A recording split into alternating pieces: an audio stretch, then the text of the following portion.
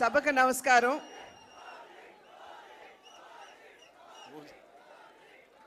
వేదిక మీద ఉన్నటువంటి కేంద్ర మంత్రివర్యులు పెద్దలు గజేంద్ర సింగ్ షెకావత్ గారికి, ఆంధ్ర రాష్ట్ర ముఖ్యమంత్రి వర్యులు పెద్దలు సోదరులు పవన్ కళ్యాణ్ గారికి, ఉప ముఖ్యమంత్రి పవన్ కళ్యాణ్ గారికి, అదేవిధంగా నా పార్లమెంట్ నియోజకవర్గంలో ఉన్నటువంటి 7 ఎమ్మెల్యేలు బుచ్చే చౌదరి గారు, ఆదిరెడ్డి వాసు గారు, మద్దిపాటి వెంకటరాజు గారు, ముప్పిడి వెంకటేశ్వరరావు గారు, బత్తిని బలరామకృష్ణ గారు, అదేవిధంగా వేదిక మీద ఉన్నటువంటి అధికారులకి, సోదరిమణులకి, వేదిక ముందున్నటువంటి సోదరిమణులందరికీ కూడా నా నమస్కారాలు నేను తెలియజేస్తున్నాను.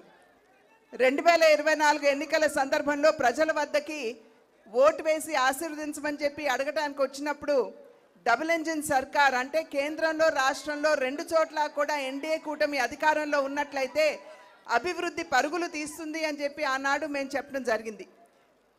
ప్రజలు విశ్వసించారు. డబుల్ ఇంజిన్ సర్కార్ కావాలనుకున్నారు. కేంద్రంలో ఎన్డీఏ కూటమిని, అదేవిధంగా రాష్ట్రంలో కూడా ఎన్డీఏ కూటమిని ఆశీర్వదించడం జరిగింది. వికసిత్ భారత్ అనేటువంటి ఒక కళ ఏదైతే, ఒక స్వప్నం ఏదైతే నరేంద్ర మోడీ గారు ప్రజల ముందు ఉంచారో, ఆ వికసిత్ భారత్లో వికసిత్ ఆంధ్ర రాష్ట్రం కూడా ఒక భాగం అని చెప్పి మనం గుర్తించాలి. కనుక అన్ని విధాలా కూడా అధికారంలోకి వచ్చిన నాటి నుండి నేటి వరకు అమరావతి నిర్మాణం కావచ్చు, పోలవరం నిర్మాణం కావచ్చు, స్టీల్ ప్లాంట్ కావచ్చు, సౌత్ కోస్టల్ జోన్ కావచ్చు, రైల్వే జోన్ కావచ్చు, మరి ఎంఎన్ఆర్ఈజీఎస్ కింద పెద్ద ఎత్తున వనరులు రాష్ట్రానికి ఇచ్చి కావచ్చు, అన్ని విధాలా కూడా ఆంధ్ర రాష్ట్ర అభివృద్ధికి కేంద్రం తన సహకారాన్ని అందిస్తూనే ఉంది. అయితే వికసిత్ ఆంధ్ర రాష్ట్రం మనకు కావాలంటే వికసిత్ జిల్లాలు కూడా కావాలి. అంటే వికసిత్ రాజమహేంద్రవరం కూడా ఖచ్చితంగా వికసిత్ ఆంధ్రలో భాగం అని చెప్పి మనం గుర్తించాలి. దానిలో భాగంగానే ఇవాళ అనేక పర్యాటక అభివృద్ధి కార్యక్రమాలు మనం శంకుస్థాపన చేసుకోవడం జరుగుతుంది. ప్రత్యేకించి హ్యావ్లాక్ బ్రిడ్జ్ 100 సంవత్సరాల నాటి బ్రిడ్జ్ నిరుపయోగంగా ఉన్నటువంటి సందర్భంలో దాని యొక్క చారిత్రాత్మక ప్రాధాన్యతను గుర్తించి ఇవాళ దాన్ని కూడా ఒక పర్యాటక క్షేత్రంగా దాన్ని అభివృద్ధి చేయడానికి కేంద్రం తన సహకారాన్ని అందిస్తుంది. అదేవిధంగా రివర్ ఫ్రంట్ దాన్ని కూడా అభివృద్ధి చేస్తున్నటువంటి సందర్భంలో నేను ఇప్పుడే అజయ్ జైన్ గారితో కూడా మాట్లాడాను. అక్కడ ఉన్నటువంటి విగ్రహాలని తొలగించకుండా ఏదైతే అభివృద్ధి చేస్తున్నామో ఆ అభివృద్ధిలోనే మిళితం చేయమని చెప్పి వారికి ఇప్పుడే అజయ్ జైన్ గారు కూడా నేను అభ్యర్థించడం జరిగింది. అదేవిధంగా హ్యావ్లాక్ బ్రిడ్జ్తో పాటుగా ఇవాళ పుష్కరాలకి సంబంధించి 2027వ సంవత్సరంలో ఏదైతే పుష్కరాలు మనం రాబోతుందో దాన్ని దృష్టిలో ఉంచుకునే ఇవాళ పుష్కర ఘాట్లో అఖండ గోదావరికి కూడా మనం శంకుస్థాపన చేసుకోవడం జరిగింది. కనుక అభివృద్ధి రాజమహేంద్రవరాన్ని ఇందాక సోదరులు దుర్గేష్ గారు మాట్లాడుతూ హెరిటేజ్ జిల్లాగా రాజమహేంద్రవరాన్ని గుర్తించాలి అని చెప్పి వారు అభ్యర్థించారు. ప్రజలందరికీ గుర్తుండే ఉంటుంది. నేను పార్లమెంట్లో ఈ అంశాన్ని లేవనెత్తి రాజమహేంద్రవరాన్ని హెరిటేజ్ సిటీగా గుర్తించమని చెప్పి నేను ప్రత్యేకించి పార్లమెంట్లో నేను రేజ్ చేసినటువంటి అంశం. కనుక ఖచ్చితంగా పెద్దలు గజేంద్ర సింగ్ షెకావత్ గారు ఇక్కడే ఉన్నారు.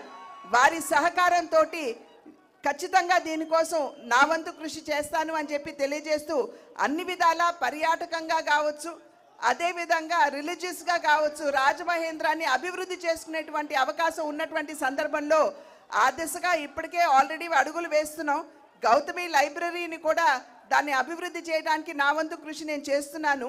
కనుక ఖచ్చితంగా రాబోయే కాలంలో కూడా ఏదైతే ప్రజలు మా పట్ల విశ్వాసాన్ని కనబరిచారో దాన్ని నిలుపుకుంటూ రాజమహేంద్ర అభివృద్ధికి ఖచ్చితంగా నా వంతు సహకారాన్ని అందిస్తాను అని చెప్పి తెలియజేసుకుంటూ పెద్దలు గజేంద్ర సింగ్ షెకావత్ గారికి, ఉప ముఖ్యమంత్రి సోదరులు పవన్ కళ్యాణ్ గారికి, ఇక్కడికి వచ్చినటువంటి ఎమ్మెల్యేలందరికీ పేరు పేరున నా ధన్యవాదాలు తెలియజేసుకుంటూ సెలవు తీసుకున్నాను. జై హింద్. ఇప్పుడు ఇన్ఛార్జి మినిస్టర్ నిమ్మల రామానాయుడు గారిని ఒక్క నిమిషం శుభాకాంక్షలు చెప్పాల్సిందిగా కోరుతున్నాను. గౌరవ కేంద్ర మంత్రివర్యులు షెకావత్ గారికి, గౌరవ ఉప ముఖ్యమంత్రి వర్యులు పవన్ కళ్యాణ్ గారికి, గౌరవ పార్లమెంటు సభ్యులు పార్టీ అధ్యక్షులు పురంధరేశ్వర గారికి, వేదిక మీద ఉన్నటువంటి వేదిక ముందున్నటువంటి ప్రతి ఒక్కరికి కూడా హృదయపూర్వకమైనటువంటి నమస్కారాలు అందరికీ కూడా తెలియజేసుకుంటూ, మన తూర్పు పర్యాటకానికి సింహద్వారంగా ఉన్నటువంటి రాజమహేంద్రవరం యొక్క చారిత్రాత్మక వైభవాన్ని ప్రపంచానికి చాటి చెప్పేటువంటి విధంగా ఈ అఖండ గోదావరి ప్రాజెక్టు తీసుకురావడం అనేది చాలా శుభపరిణామం అని చెప్పి తెలియజేసుకుంటూ, మీ అందరికీ తెలుసు ఆ రోజు 2014లో రాష్ట్ర విభజన వల్ల జరిగినటువంటి నష్టం కంటే 2019, 24 5 సంవత్సరాల పాలన వల్లే ఈ ఆంధ్రప్రదేశ్ రాష్ట్రానికి ఎక్కువ నష్టం జరిగినటువంటి పరిస్థితుల్లో మళ్ళీ రాష్ట్రాన్ని విధ్వంసం నుంచి మళ్ళీ నిర్మాణం వైపు నడిపించేటువంటి దిశలో టూరిజంకి అత్యంత ప్రాధాన్యతనిస్తూ, అందులో ప్రత్యేకించి ఉత్తరాంధ్ర విశాఖ అందాల తీరమైనటువంటి ప్రాంతం దగ్గర నుండి రాయలసీమలో మరి ఏదైతే గండికోట దగ్గర నుంచి, అందులో ప్రత్యేకించి మన తూర్పు పశ్చిమ గోదావరి జిల్లాల అందాల ఏదైతే టూరిజం, టెంపుల్ టూరిజంని మరి మిక్స్ చేస్తూ రేపు భవిష్యత్తులో పెద్ద ఎత్తున ఈ టూరిజంను అభివృద్ధి చేసేటువంటి దిశలో, ఈ రాష్ట్రాన్ని మళ్ళీ అభివృద్ధి పదంలో నడిపించేటువంటి దిశలో కష్టించి పనిచేస్తున్నటువంటి చంద్రబాబు నాయుడు గారికి, పవన్ కళ్యాణ్ గారికి ఎంతో అండదండలు అందిస్తున్నటువంటి మన ప్రియతమ ప్రధాని నరేంద్ర మోడీ గారికి కూడా ఈ సందర్భంగా కృతజ్ఞతలు తెలియజేసుకుంటూ సెలవు తీసుకుంటున్నాం. Thank you. ఇప్పుడు పర్యాటకాన్ని, పర్యావరణాన్ని సమపాళ్లలో రంగరించి ఎకో టూరిజం ద్వారా కూడా ఈ రాష్ట్రాన్ని అభివృద్ధి పదంలో నడిపించడానికి కృషి చేస్తున్నటువంటి మనందరి ప్రీతమ నేత, రాష్ట్ర ఉప ముఖ్యమంత్రి శ్రీ కొణిదెల పవన్ కళ్యాణ్ గారిని మాట్లాడవలసిందిగా అభ్యర్థిస్తున్నాను.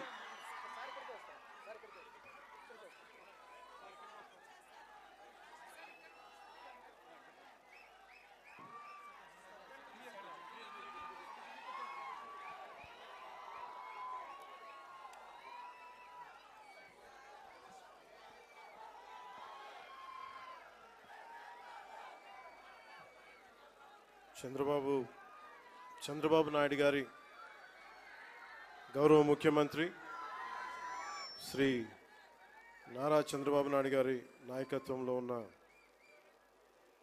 ఎన్డీఏ కూటమి ప్రభుత్వం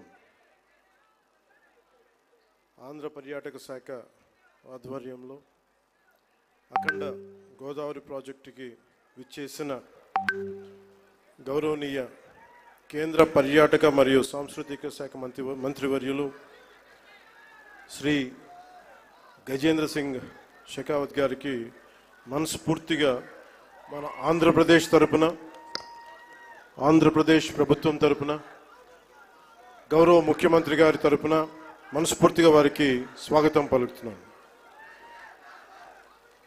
అలాగే గౌరవనీయ జలవనరుల మంత్రివర్యులు, జలవనరుల శాఖ మంత్రివర్యులు మరియు జిల్లా ఇన్ఛార్జ్ మంత్రి శ్రీ నిమ్మల రామానాయుడు గారికి,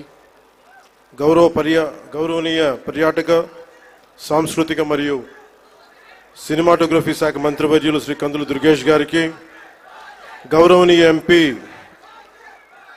రాజమహేంద్రవరం శ్రీమతి డి పురంధేశ్వరి గారికి, గౌరవనీయ ఎమ్మెల్సీ రాజమండ్రి శ్రీ సోము వీర్రాజు గారికి, శ్రీ ఆదిరెడ్డి శ్రీనివాస్ గారికి, గౌరవ ఎమ్మెల్యే రాజమండ్రి నగరం, మనందరికీ ఇష్టలైన పట్టు విడవని విక్రమార్కులు శ్రీ గోరంట్ల, నాకు ఇష్టమైన